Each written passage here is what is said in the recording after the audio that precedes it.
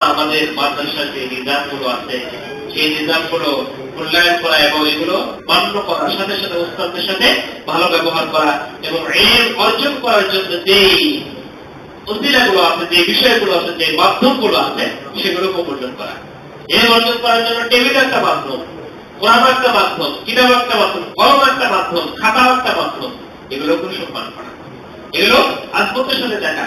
টেবিলের মধ্যে এমনি এমনি লিখে ভরপুর করে দেয়, কিছু নেই, দাগিয়ে ভর করি, এটা টেবিলের সাথে এহনত করা।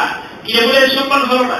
কিতাবের উপরে আমি হেলাতে বসে থাকি, কিতাবের উপর অন্য জিনিস রাখি, কিতাবের সম্মান করা হলো না। এই বিষয়গুলো আল্লাহ তাআলা আমাদের সকলকে, প্রত্যেককে যে কথাগুলো আল্লাহ তাআলা মুক্তি জবান দিয়ে বের করলেন, আমাকে আপনাদের সকলকে মানবার তৌফিক দান করুন। আমি এখন অত্যন্ত গুরুত্বপূর্ণ নসিহত পেশ করবে আমাদের জামিয়ার স্বনামধন্য শুরা সদস্য, অন্যতম শুরা সদস্য মুফতি শামসুদ্দোহা নোমানী সাহেব।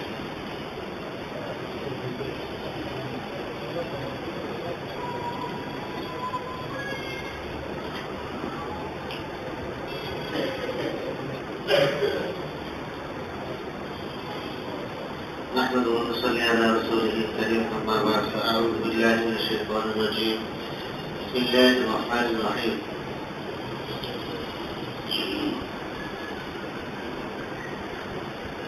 وسارعوا إلى مغفرة من ربكم وجنة عرضها السماوات والأرض أعدت للمتقين الذين ينفقون في السراء والضراء والكاظمين الغيظ والعافين عن الناس والله يحب